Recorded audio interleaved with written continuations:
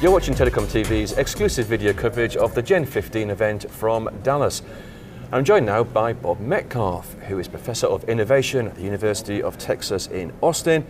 He's also the founder of 3Com and of course the inventor of the Ethernet.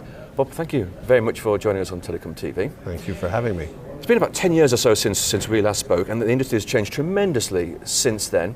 In your keynote here at Gen 15, the question was raised about, will future generations see this year, 2015, as a turning point for the industry? Well, the turning point question is funny because it keeps coming up.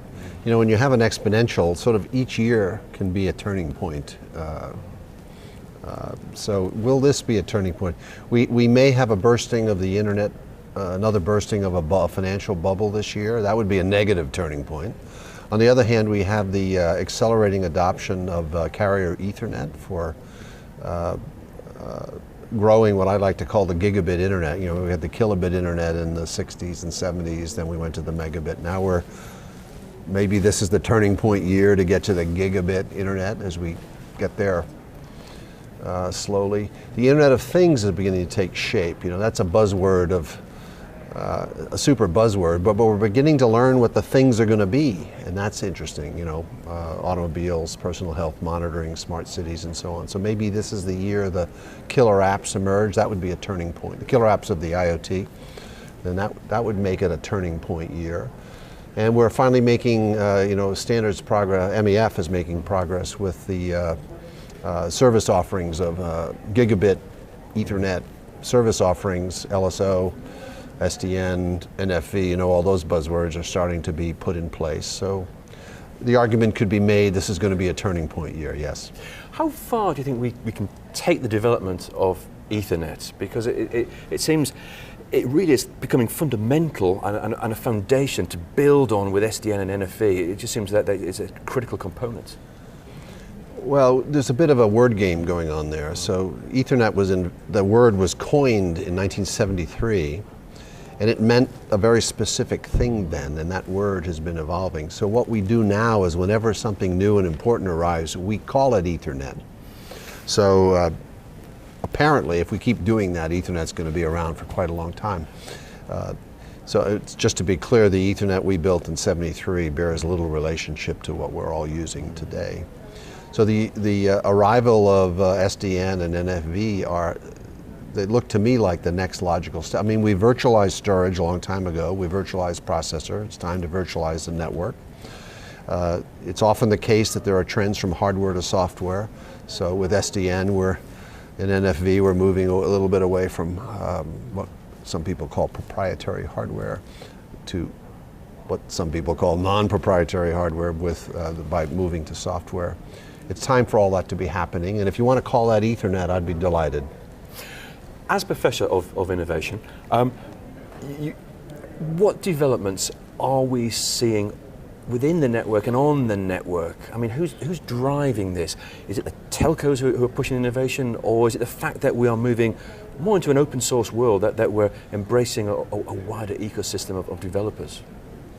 That's a great question. I think, as I just finished saying in my opening remarks here, the Ethernet model, that's what I think Ethernet is now. It's a model of innovation. And one of its principles is build it and they will come. So the Ethernet part of the carrier world, or the internet part of the carrier world, is pushing faster and better networks even when the requirement isn't clear. Sort of build it and they will come. And that's going on, and that's really, they haven't stopped doing that. Gigabit access is being offered in Austin, Texas by no fewer than 3 or 4 companies. I mean, Google Fiber set it all off, but now they're all offering gigabit. And there's no requirement for gigabit. My internet service is just fine at 20 megabits per second or 30 megabits per second. But we're going to go to gigabit, and that's going to turn on a whole bunch of new applications. The National Science Foundation has taken an interest in what will the new applications be that you can do on a gigabit internet that you can't do on a megabit internet.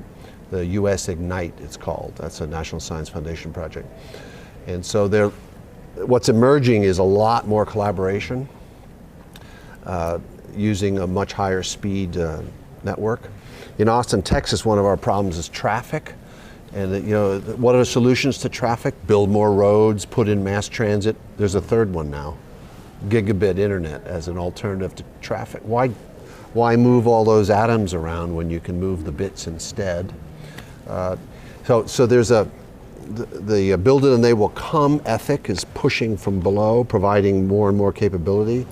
And then it's just natural for these new killer apps to emerge that weren't previously possible. So as well as provisioning these gigabit Ethernets, and in some cities in the US we're seeing 10 gigabit services coming online. Yep. At the same time, as you mentioned, we've got the Internet of Things emerging. So we've got billions of potential devices connecting to the network, most of which are using very low bandwidth. So I think there's an interesting mix between the high bandwidth requirements we might be looking at, but at the same time also the low ones. I'm just wondering, how important are the carriers going to be to the Internet of Things and supporting the Internet of Things, and what kind of innovation we're going to see there? So very high speeds are driven by two things. One are the high-speed apps, like video collaboration. I heard recently the day that Facebook turned on automatic video play, traffic on the internet went up 7% that day. I don't know what the fact is, but it's like that. Phenomenal alteration to a single app. The traffic goes up.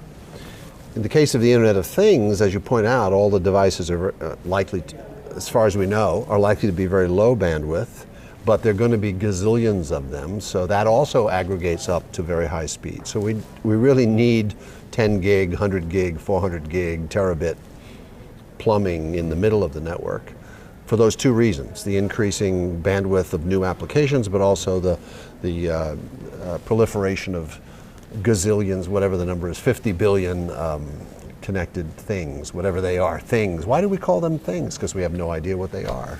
Good point. We don't know what they are. We're just hoping they'll be used. But this year we're beginning to figure out what the things are, I think. So that may be the turning point.